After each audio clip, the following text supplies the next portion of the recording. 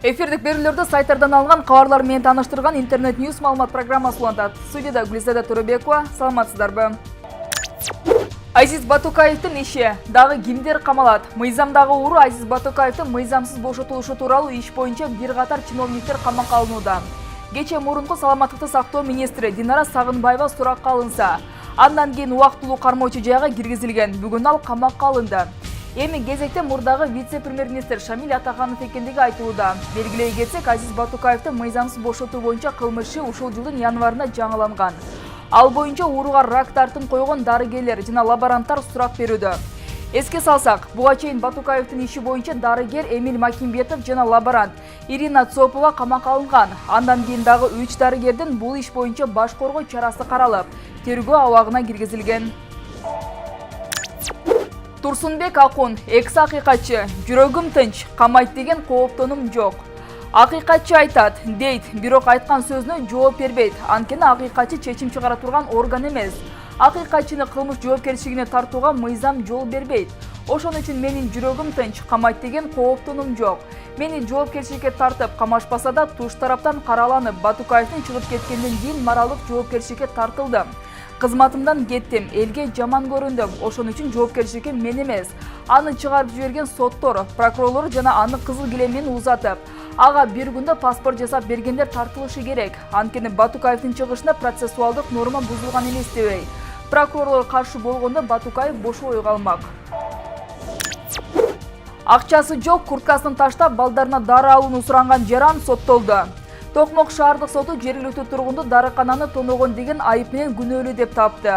Айыпталуучу өз күнөөсүн мойнуна алып, 2019-жылдын 12 мартында анын балдары ооруп, ал дарыга акча издеп чыккан. Акча таба албай таанышына жолугуп, аны менен сыра ичишет. Айыпталуучунун айтымында ал караңгы кирип калганда Айболит дарыканасына кирип, акчасы жок экенин айтып, курткасын таштап, карызга дары берип туруусун өтүнөт. Дарыканачы баш тартат. Анан сыртка чыгып, бир аздан кийин кайра кирип, кассадагы акчаны алып, дарыканачыны түртүп качып чыгып кеткен. Ал кылганын түшүнүп, ошол замат өзү милицияга күнөөсүн мойнуна алгандыгы айтылат. Дарыкананын башчысы кармалган жаранды камабайга эле коюусун өтүнгөнүнө карабай, ага сотто Кыргыз Республикасынын кылмыш жаза кодексинин 201-беренеси менен кылмыш иши козголуп, 5 жылга эркинен ажыратуу менен 70 000 сом айып тагылган.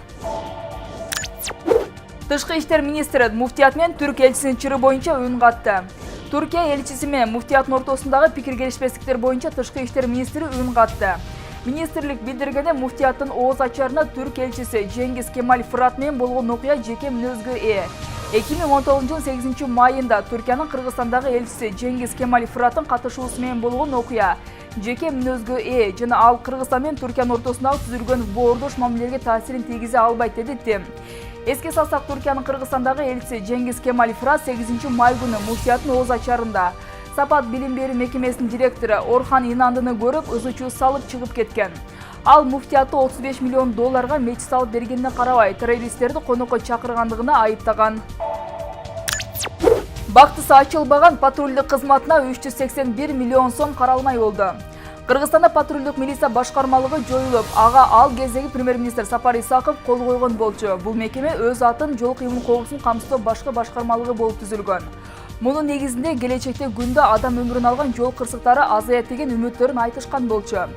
Эскерте кетсек, жол кайгылуу кызматы 2016-жылы 1-апрелде ишке киришкен. Бул аракеттерди кезинде өкмөттүн реформасы катары баалап, аны айга күнгө теңегендер чыккан. Тилекке каршы реформалар акчанын азабын тарттыруу эле болуп, ал максаттар ишке ашуусу арсыр абалда калды. Эми кайрадан патрулдук кызматын кайрадан түзүү керектиги айтылып, ал долбоорду ишке ашырууга бюджеттен 381 миллион сом каралат. Бул тууралуу маалымат жыйында жол кыймыл коопсуздугун камсыздоо башкы башкармалыгынын башчысынын ордун басары Нур Сатыбалдиев билдирди. Анын айтымында бул жылы 197 миллион 200 000 сом коротуу пландалган. Бишкекте машинанын баланы уруп кеткен учуру видеого түшүп калган. Окуянын видеосун Бишкек сегодня Telegram тайпасынын мүчөсү жөнөттү. Күбөнүн айтымында машина баланы киши өтүүчү жерден коюп кеткен. Милиция жол кырсыгы болгонун ырастады. Бала Манас проспектисинен өтүп баратканда айдоочу коюп кеткен. Ал жол чейинен кетип бараткан. Тийиштүү экспертизалар дайындалды. Автоунаа атайын жайга токтотулду деп шаардык жол кыймыл коопсуздугун камсыздоо башкармалыгынан билдиришти. Видеодо жабырлануучу кызыл чийинен өтүп баратканын байкоо болот. 12 жаштагы бала түрдүү жаракаттарды алып ооруканага жеткирилди.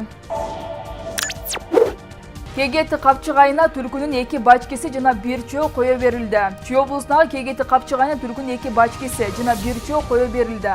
Мергенчилер аларды кичинекей 2 жумалык кезинде алып келип Бишкектеги зоопаркка тапшырышкан. Зоопарктын кызматкерлери аларды көзөмөлгө алып, чоңойтуп, ар кандай ооруларга каршы эмдөөдөн өткөрүшкөн. Ушундай кабарлар менен эфирдик берүүлөрдү жыйынтыктайбыз. Эскерте кетсек, жогоруда кеткен маалыматтардын маани маңызына Нур телеканалы жоопту эмес. Студияда Гүлзада Төрөбек болдум. Кайрадан эфир аркылуу көрүшкөнчө саламатта туруңуздар.